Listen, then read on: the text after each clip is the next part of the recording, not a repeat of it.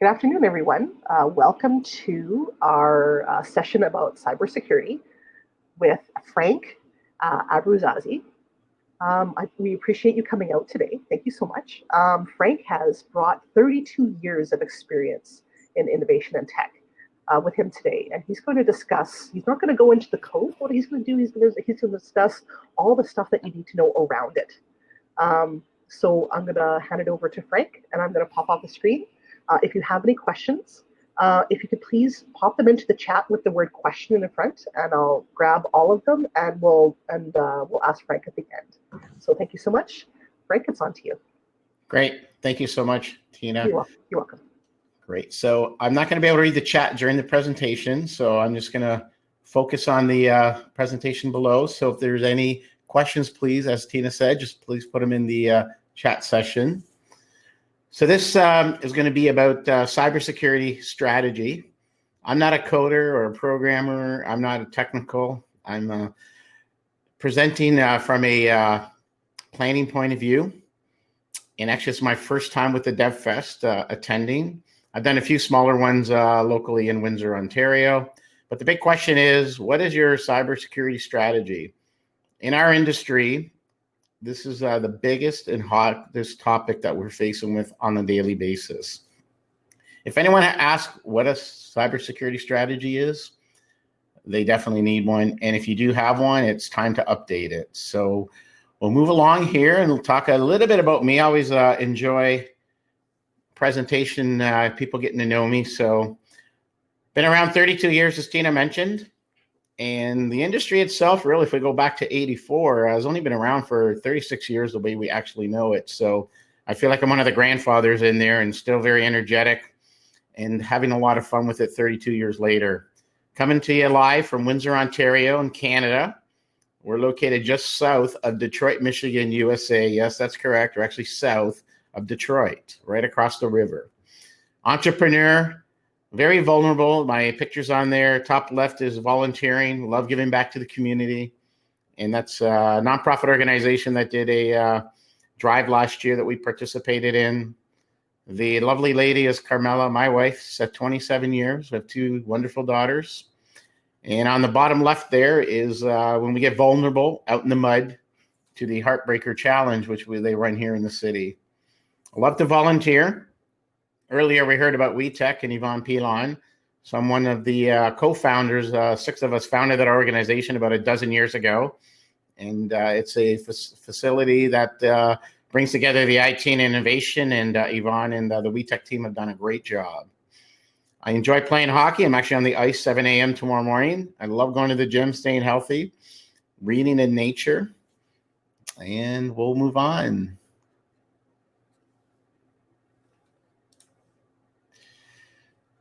So just a little bit about, AlphaCore. So my professional hat is CEO and president of AlphaCore. We're in Windsor. We've been here 25 plus years. And we do all things IT. We're a managed service provider. So we sell and support everything in the IT facet that you can imagine. We do web design, digital marketing. And one of the core competencies we do is cybersecurity. Our team's about 60. Half are in the office, half are remote today. And the company's won a lot of accolades, very proud. One of my very proud moments was Entrepreneur of the Year in 2012. We were a mid-sized company in 14, Tech Mentor in 17, and Tech CEO last year. So I was really honored and happy to be recognized, the company and the team, which I've named the AlphaCoreans, by the way. So if anybody's a Friends fan, that's an old picture, the best quality I could find. Pivot. About 7 months ago, that was the word. How is your company pivoting? And 7 months ago, that was cybersecurity was needed more than ever at that moment in time. Because remember, way back in mid-March, I know it's only 7 months for me. It seems like a couple years ago now with all the stuff that we've done. A lot of people ran out and they left their doors open. They left their doors unlocked. And my fear in this industry and crystal balling it, I really felt we're going to get a lot of ransomware and phishing schemes going on because we left with our guard down. and we weren't prepared. We ran out of home. We wanted to get on the virtual. We wanted to take care of everything. So we had to pivot as well, AlphaCore. One thing we had to do is actually come up with a work from home policy. We've always VPN in, always enjoyed working remotely, but we never actually had a policy. So we helped our clients even write their own policies. We helped our clients set up their home offices. How do we handle home equipment versus computer company equipment? So what happened during those few weeks there in March, it was instant cybersecurity time. The on-site that we do, we only did it for critical, whatever was deemed emergency, and then a lot of it was remote. And as we entered into different stages, we were able to go on-site a little bit more. So this is mid-October, and one exciting thing about right now is Security Month is October. So there's a 5-week program, so we're in the middle of it. We just finished the 3rd week, so we have 2 more weeks to go. But I wanted to share this with you, that if you're building a cybersecurity strategy model, here is some really good guidelines. And at the bottom, actually, if we take a look at guidelines the Canadian government has put together, and October Cybersecurity Month is actually a global thing. It's not just Canada. It's actually globally recognized for these 5 weeks. So there's a lot of things that we can do to keep ourselves safe and secure with our data, our computer, whether we're at home or at the office. So the 5 steps would be to take stock. Take a look at your phones, your computers, networks, and the last step is all our smart devices. So let's talk about taking stock. So what is taking stock? So the picture kind of tells you in an inventory warehouse, you would go around and you would take inventory. What do you have? What's currently there? What's missing? What can you dispose of? What else do you need? And you can see that you can walk around and take it digitally, manually, however you want. It's important to take stock. So first step in cybersecurity strategy, ask everyone in your organization on your team to list all their digital and all their technologies that you use at office and at home, and to label them as such. What's home? What's the office? Go to all your online accounts. Everything that you're doing online today, all newsletters you subscribe to, your banking, take a look at your username, your passwords. Make sure that everything is logged out. Keep your update passwords all the time. All your connections, whether you're connected on a network or wirelessly, make sure that everything is secured. So we get a little deeper into passwords. So let's make sure that we have a full list of everything that we have. Once you know all the items, then you want to make sure that you go around and just double check all those usernames and passwords, your accounts, all the connections. Can't stress that enough. Delete or remove all the old stuff, like whatever you're not currently using, just remove them completely. And this includes your alarm panels. We don't think about that all the time. Your doorbell ringer, if it has a little access to your app, to your phone. And then really important, it's nice to do it today, but what about a schedule? You want to do this once a week, once a month? I recommend minimum once a quarter. I don't think once a week is realistic. So depending on the sensitivity, once a month or quarterly would be ideal. And we have to make sure that we change the passwords, make them strong. I'll give you a second here on the bottom. I have a link to the guidelines for this 5-week program. https://tinyurl.com/YX T as in Tom, M as in Mary, 6YJR. So we can put that in the comment section later. If you like, just ask me and I'll be glad to do that for you. Sorry. Anyone recognize this device? It's a telephone. I picked this one to share with you because when I grew up, that's a phone we actually had. We had a green rotary dialed phone. So step number 2 here is actually phones. So make sure that your phones are updated with the operating system. Obviously, when I showed you, it didn't have any operating system back in the day, because we're using our phones all the time, you know, day and night, and they're very important devices. So let's make sure our operating system is always kept up to date. there's more malicious attacks going on the phone today than there ever were, and it's going to continue to increase. Now, we've heard of phishing schemes. Those are the emails attempt to gain personal info. We're all familiar with those. We don't want to fall for any. Well, the version on your phone is actually called smishing. SMISHING, smishing scams. So these are sent SMS or text messaging. And the rule of thumb is if you don't recognize the number or the name, or if it seems unusual, if the person that you weren't expecting it, just question it. And most importantly of all, don't answer. Don't respond to them, because then they have now a live chat with you with your cell number. I usually block those and do not reply. Something you can do for your phone is add what's called multi-factor authentication. Of course, then we have all these acronyms, MFA. So you should add that to your phone, also your computers, if you like. A lot of computers now have the fingerprint, right? The biometrics. So you can go fingerprints. You can use a 4-pin, 6-pin digit to unlock your phone, to access it.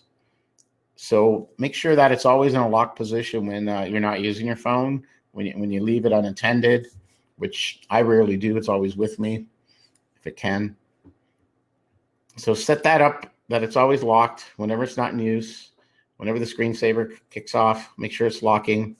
And of course, we want to keep that up to date all the time as well. Computers. So we all have computers, all different shapes and sizes. We got small towers, big towers, tablets, file servers, all kinds of computers out there. So step 3 is take a look at your computers. Again, make sure we have very strong passwords. Change them regularly. We've mentioned that. I put in there, don't use 1, 2, 3, 4, 5, 6, which is one of the most common ones. The other one that's very common right now would be fall 2020. And then spring 2021, summer, you guessed it, summer 2021. So let's not use short, simple passwords. Let's not use our family pet names, our family names, our company names, anything that's familiar. Let's be more creative. Passphrases. Come up with a passphrase, a number of words that you can put in there. You can use spaces, use some capitals, some symbols. Be very unique combination of them. Letters, numbers, symbols. And again, be creative with them. I know it's tough to remember them, and don't write them down, and don't keep them electronically anywhere. Same thing applies to the computers and your tablets and your laptops, is make sure that the operating system's always updated. And then, we want to make sure that the computer's always protected, because we're plugged into the office, we're plugged into banking, we're plugged into our streaming video, which are tied into our credit cards. So that's the things that we want to completely avoid. And there's a number of things that you can do to protect yourself. You can have a Google Password Manager, for example, that you can also use if you wanted to help track with those passwords. And talk a little bit about malware. So malware is the most common way that people are getting cyber attacks. So you really need to be aware and have a good tool to protect you from malware. So 40% the stats show of Canadians have had a malware attack on their computer in the last couple of years. Now, if your device is infected, you'll notice it's freezing, it's crashing, it's got poor performance, you get unwanted pop-ups and toolbars. It even sends out unwanted emails and spam, and then a lot of times you can get blacklisted. So it can be in the forms of viruses. The most common ransomwares that we've experienced to help people locally and abroad, unfortunately, big, small, large corporations are being hit with malware, which are Trojan horses. So these horses, you click on something, it lays dormant for a while, 30 days, 60 days, 90 days, and you show up usually on a Monday morning, and it says you've been attacked and you have ransomware. So make sure that we're being aware of our computer performance, our tools that we're using, because they also can come in spyware and, of course, adware. So we want to make sure that we have a really good malware tool. Antivirus software is very important. And when we're dealing with phishing schemes, let's make sure that we look at the links. You can hover over it. Your email attachments. My email's been out there with AlphaCore 25 plus years, frank@alphacore.com.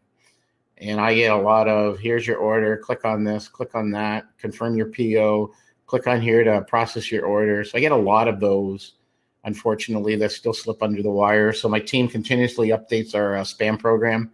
So make sure we have a good antivirus, a good spam, a good malware. Those are just some of the basic lines of defense of layers of security to build your cybersecurity strategy. Only download from trusted sources. A lot of times we go to these free shareware places. We start buying stuff online, surfing online, joining things online. Make sure you know the source. Check it out. Call them physically to make sure that they're legitimate. Send them emails as well. See what their response is like. When you're working from home, use a VPN, a virtual private network. If you're not familiar how to set that up, your tech support, your tech partner, they can help you with that. Especially when we were going abroad before, your public Wi-Fi. It's very important not to hop on them. A lot of people over the years have been at a lot of the places where they go and have their coffee meetings. They happen on public Wi-Fi. Really tough. Someone in there's a little bit savvy hops on your machine, can collect a lot of data. Social engineering, they can start to learn a lot about you and your company. On the resort, same thing when we've been traveling abroad before, so it'll be happening again in the future.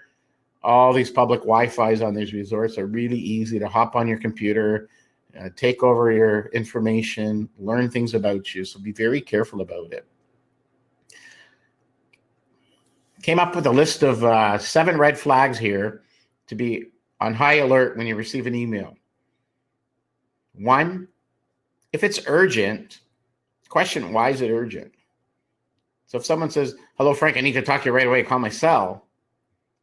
Well, if I know the person, I probably have their cell. So I would look up their cell to see if that's the correct cell number.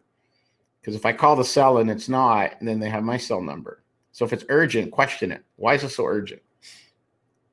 Number 2, they ask for sensitive information. Can you please forward your social insurance number? We're having a problem with your government refund. Huge red flag. Your antennas, this is what I do for my antennas. Your antennas should go up. Do not respond to that email. No one would ever ask for that information. They wouldn't ask for your banking information. They're not going to ask for your credit card information. Those companies will always call you. They will not email you. So number 1, it's urgent. Number 2, share sensitive information. No. Number 3, it looks too good to be true. Congratulations, you're the 1 millionth visitor to my website. You've won $100,000. Click here. Probably not true. Unfortunately, there might be some legitimate ones. I know a personal friend, for example, on something somewhat related, had that phone call that he won a cruise. He hung up 3 times. The 4th time, they had tried a different approach. He legitimately won a cruise. But unfortunately, a lot of the scams out there have given us experience to say no. If it's too good to be true and you won $100,000, you probably didn't. It's an unexpected email. Hi, long lost friend. Remember me? We met 2 years ago at a conference. So if it's something that sounds out of the blue like that, look up the person in LinkedIn, call them, email them on their LinkedIn email, check the email that actually came on. Is it really John Smith at ABC Corporation, or is it something totally different? So be wary of that. Information mismatch. So the name in the header is not the same as the signature. So it's John Smith, and at the bottom it's John Jones, thinking, or it's Susie Jones. It's a totally different name. So I've received those in the past with clients and helped them to learn to look for things like that. Question things. Frank, I'm so sorry to interrupt. Your slide has frozen. Can you go to the next slide? Because right now you're on cybersecurity. There you go. Good stuff. Thank you so much. Yeah, I'm still on this one. Okay, no problem. Thanks. Oh yeah. Okay, thank you. I didn't get it to networks. Okay, thank you. You're welcome.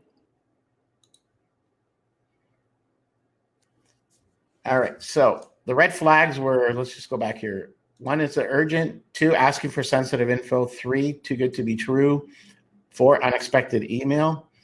5, we were talking about mismatching in the email signature and in the header. And number 6 is suspicious attachments. I mentioned purchase orders, your invoice. I wouldn't click on any of those at all. Hover over and take a look at the website. And number 7, a lot of times they're unprofessional because people that are phishing aren't usually in the profession of looking good and being good and selling in the terms of we do in our world. where our signatures are nice and neat, our logos are clean, we use the same font, our grammar's fairly good. So if you see any of these red flags, you want to definitely delete them. Send them to your tech support, your tech partner. So the next item on the list was gift cards. So as we head into the season, you're going to find a lot of requests for gift cards. So you're going to get from your boss. So your boss is going to send you your manager, your partner, your coworker. Hey, I forgot to order 100 gift cards for our clients for Christmas. This is really important. Can you run out and go online and order these for your personal card and submit the expense? I'll approve it for you. Red flag, big red flag. And unfortunately, every time there's a tragedy, something happening in the world, we've seen so much money sent to COVID for causes that were not real. So be careful who's requesting it, what the cause is, what they're asking for. So I can't stress that enough. And when we're building a cybersecurity strategy, educating the users is our biggest job to make sure that we can help them. Okay, next slide is networks. Talking about networks, we're all connected, whether wired or wirelessly. So we want to make sure that our networks are secured. We want to have good passwords on our networks. We talked about wireless. Wireless is something that we talked about, and in a business environment, we want to be wireless. So when I go to my team's offices, when I go in my boardroom, when I show presentations on the other half of my office here, I want to make sure that I'm wireless. I don't want to be bringing cords, plugging cords in. So what we have is two networks usually, one for the employees that's secured and locked down, and one for guests. And the ones for guests should not be wide open. If I pull up in the parking lot of your organization, I should not be able to pop into your Wi-Fi network unless I've been there before and you haven't changed the password. And on that note, AlphaCore, our guest passwords on the Wi-Fi is changed every single day. So I'm embarrassed many times when we used to have guests in the boardroom. I have no idea what the password is because it's encrypted pretty good. And of course, everywhere and anywhere we go, we always expect to be wireless. So make sure we have really, really good passwords. So the other item we have is network segmentation. So cyber attacks are always finding new ways to get in. And if you segment your network, you'll be able to help prevent some of these attacks. So when you do the IT infrastructure, you want to make sure that you're protecting yourself from the outside from malicious attempts. And this should be on credential theft, social attacks, or malicious tactics that are happening. So we talked about phishing already. So network security is number one by segregating your network. Make sure that any project you have that's going to look at this, that you're looking at everything from the outside, and putting layers of security is very, very important. And then end user access control. Who has access to your network? What are their credentials like? What level of access are they given? Should the sales department get access to your accounting package? So you need to kind of look at all those different access layer groups, find out what you want them to have access to, and build your segmentation based on that. Smart devices. How many smart devices do you have? I lost count how many we have. There's so many smart devices out there. So back to the network, your firewall and routers are your main gateways to coming into your office or your home with your modem, your internet router at home, your firewalls, your routers at the office. So those are the first step to keep malicious hackers out. Again, we want to make sure we have a good, robust firewall. Whenever there's a breach, all the stakeholders ask the same question. All your partners, all your customers, all your suppliers, all your employees, all your management. If you're an organization with boards, they ask the same question. Have you done your due diligence? So in our world, due diligence is going through these 5-step processes we're talking about. Step 5 here, smart devices, and having a robust firewall. Making sure the firewall, all the patches, all the fixes, the firmware upgrades, everything's kept up to date. Make sure that you update passwords, and of course, always have them in locked modes. I put apps on this slide because anything on your phone that has an app is probably connected wirelessly to a device. We talked about your doorbell, your cameras, your lighting at home, all those devices. If I can get it on an app, I can get into that if it's not locked down. So work with your network on setup, work with your smart devices, make sure there's passwords, make sure that if I pop into your building, I can't hop on a camera. Once I'm on a camera, I'm on your network. Once I'm on your network, I can do some damage. Keep that in mind. A lot of people are not thinking about that. And at home, we're getting all these nice devices. I can control my HVAC, my heating and cooling now. So someone can hop onto my furnace at home, and all of a sudden they hop onto my home computer that's on, and all of a sudden they're accessing AlphaCore's network because I left my VPN on. So be careful. With devices, a couple more acronyms here for you. So BYOD is bring your own device. So when the pivot hit, the pandemic, it was always a company versus personal. I'm bringing my personal phone to work. I have a company phone. I bring my personal laptop. How are you handling all of that? How are we protecting that personal equipment that's not under our umbrella? What are your rules of engagement? What's your working policy like? What's your group policy for security? So bring your own devices. You need to have a policy on that. Are you allowing it? Are you not allowing it? What are you allowing? What are you giving for access?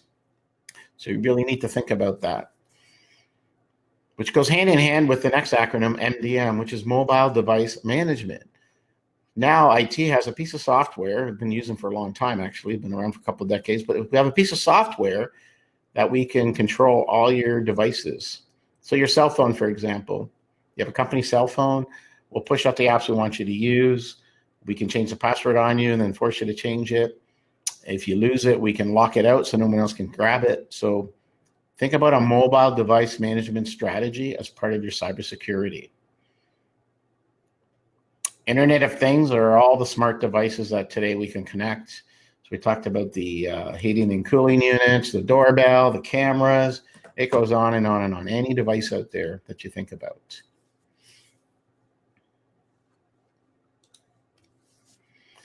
I have some bonus tips here to share with you. The number one thing, and unfortunately I break this rule with my tech team, but when they turn around, I change it. Never, ever give out your password. There's no reason to, unless it's your own tech team trying to support you. I signed up for internet 2 years ago when I moved, and the technician was helping me on the phone, and I had set the password on my new router that I installed, and the first thing they asked for was the password, and I said, I can't. So they couldn't help me, so I said, hold on a minute. I went in and put in a basic password, shared it with them. Once they were done, I immediately changed it to something more complicated that I never shared, including not the same one I just had. So never, ever give out your password, and take that with a grain of salt. If we have to give it out, follow the analogy I just used with my example. Social insurance numbers, your SIN numbers, we're not even supposed to carry them in our wallet or in our purse or on our possession. They are sacred. Protect them. Any social insurance number that you have, do not give it out to anyone. Do not write it down anywhere. You only need it for two purposes, for your government and for anybody once you get a job. So memorize the number and be careful who you give it to. And the reason why I stress the social insurance number, identity theft, very easy now. I can get credit cards, I can get emails, I can sign up for newsletters, I can get email on your corporate. Now I can start doing phishing scheme, can do a lot of damage. Have your guard up, be alert, always. When we ran out 7 months ago, not everybody was alert, not everybody was thinking. We as a company had to run out and help so many people. So much has happened, and then slowly we've locked our doors and made secure, and we've helped clients and educated them. We've done a lot of training, lunch and learns virtual now. Some of the things that I've shared with you, we would go through it with a management team, and that we would share that everything with them. There's other tools out there if you want to look up. There's web filtering and email filtering, and there's malicious traps you have to be careful for, right? So just wanted to share some of those that are high level for you. So I hope I wowed everyone with some of the information here. And I just want to say thanks, and I'll see if I can go into the chat with you if there's any questions. And what kind of threats, my question to you would be, what kind of threats does your business, organization, or whatever you're with face. So how do we do for time? Half an hour? Not bad, Tina? We're good. We're good. All Everybody, right. Frank did an awesome job. Let's give him a +1 or a thumbs up in the chat. Okay, great. Thank you so much, Frank. My pleasure. It's a lot of information. I didn't want to get too technical. I'm not very technical myself. I just want to make sure that, is there a question? I'm going to scroll through. Yeah, there is a question. Yeah, there is a question here. Lisa asked, how do you protect your Android phone from someone accessing the line? Lisa, I'm sorry, I don't know anything about Android phones, but if you drop in your email, I will ask my team because I know they'll know. Thank you. Lisa, if you could do that, that'd be super duper. Yeah, or you can contact Frank on LinkedIn as well, if you want to do it that way. I'll put my email in here as well. Feel free to email me. I didn't talk a lot about my networking volunteer hat, but I do have a networking group. I'd love to give back. There's a lot of, okay, what threats keep you up at night? Yeah, that's a good question, Don. Thanks, Lisa. I'm going to jot that down then. But Lisa, I think if we do the managed device management, is one of the answers there to set that up for you. So Don has a question to the group. What threat keeps you up at night? My fear when I joined the professional world was, what happens if I drive down the street and the building that I'm supposed to go into is now gone? We've had a tornado in this city in the past. People have had fires, they've had floods. So that was always my biggest threat. So I look at cybersecurity the same way. If the building's burning, if I'm ransomware, it's the same conversation. So what's my backup plan? What's my disaster recovery like? So that's one of the threats that I worry about. The other threat that I see, and again in Windsor, we're 250,000 people here in the county, 350,000 people. So we're small, medium-sized location, a lot of small companies, and I hear all day long that I'm not important, I'm not high profile, I don't have a lot. Well, everyone is under attack today, a potential threat. So my fear is the smaller business owners, the quieter companies that don't see themselves, we're all subject to being attacked because it's random today. And I get tools that randomly go out. So I want to share an example. If I was in a neighborhood with 250 homes and at midnight tonight when I'm bored, I'm going to run around, I'm going to pull on everyone's door. How many doors am I going to open up out of 250 homes? 10. I'm going to sneak into 10 homes now. How much damage can I do in the middle of the night? The alarm's not set, right? I can plant seeds, I can plant cameras, whatever. So cybersecurity in the virtual world works the same way. I'm just sending it out there and pinging and what's open. So those are my threats that I've seen. And Gina's got a question. How do you minimize direct? Oh, the camera attack back in 2016 was a good one. Denial. So that one was through the internet provider, couldn't handle the traffic, so everybody went down. So we have to make sure we keep the external firewalls and layers would be the best way to do. So if I can get into a network, I want to make sure I can't get into your accounting program. I can't get into your ERP manufacturing software. I can't get into your sales database. So you want to lock things down in layers. Some very IT savvy, like my business partner, sets up honeypots. Honeypots are fun because now I'm going to come in and try to take you down, and I'm going to look for something that looks really good and exciting, but it's actually fake. And what we've learned, because my business partner is actually a certified ethical hacker, believe it or not, and so he actually watches other hackers to learn how they hack. So direct denial attacks, I would say we definitely want to keep that firewall as strong as we can, and I can't stress that enough. That's a good question, Tina. Oh, Don got locked in his garage. So me, my wife, and my 2 daughters, none of us bring our house keys with us because we have the panel for the garage.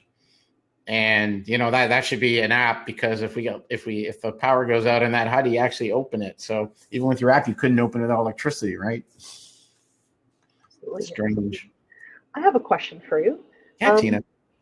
What are your thoughts on the current checks and balances in the Canadian government cybersecurity laws that keep everybody safe here? What are your thoughts on them? Are they Sorry, strong enough? Which checks and balances? Sorry, my timer went off just to distract me. That's okay. So the Canadian government, have they done enough with cybersecurity laws? Like, have they written enough? Are they strong enough? Do they have enough teeth? What are your thoughts on those? Well, you can always do more, of course, right? But I really think that they've done a good job. I was impressed with the guidelines. That one link that we had, I would strongly recommend to go to it. That tiny URL, I'll have to go find it for you. I have it here. But, I'll post it again. Yeah, but that was a really good website that really helped a lot. And a lot of the other information I shared, I share from a wealth of expertise on our team that we've learned a lot over time. AlphaCore.com is a lot of those blogs. You're going to find a lot of the information. My team went in a little bit deeper, so there's a lot more technical stuff in there. And I can't pretend to know it all, but I've got a team of 40 technicians that are really well versed.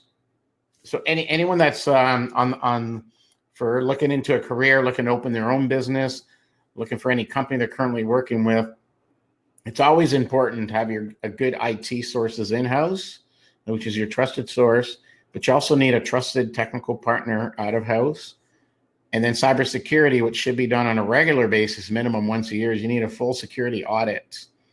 And so we're doing security audits for clients that are asking for it, but the larger clients, it's usually third party. We'll go out and find someone to do that. And then we have other companies that come to us to do a security audit. Very important. Your IT team in-house can't do a security audit.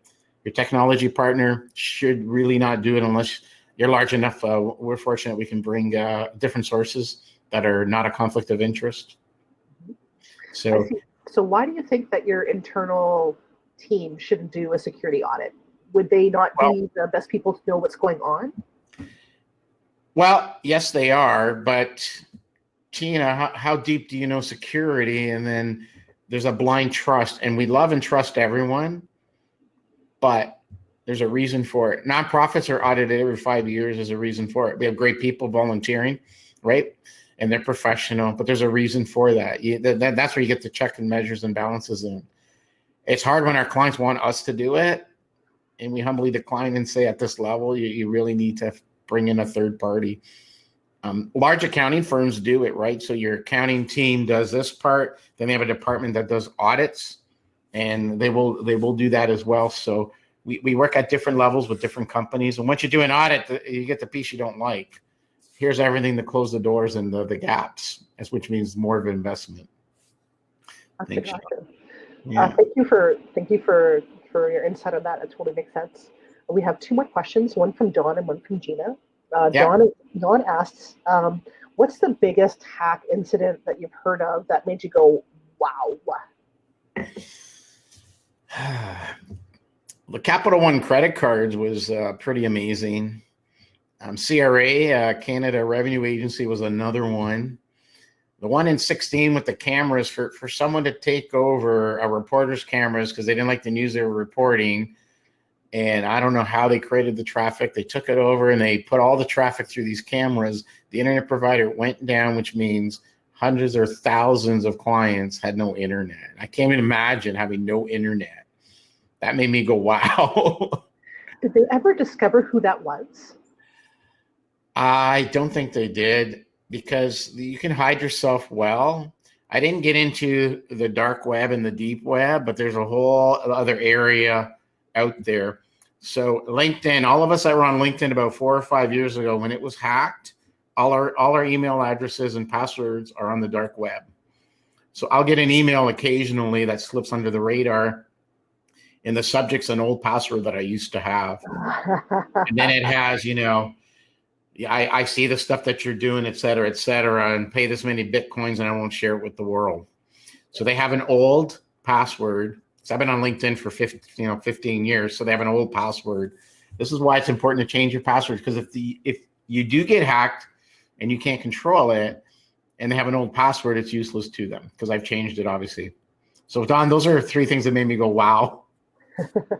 And Awesome. Gina has another question. Okay. Yeah, she said, as a student looking to get into cybersecurity, how do you become and train a white hacker? It's a really good question, Gina. Thank you. Yeah, so I would look at the IT program if they cover that subject or not, because we have in the city here we have the St. Clair College, University of Windsor.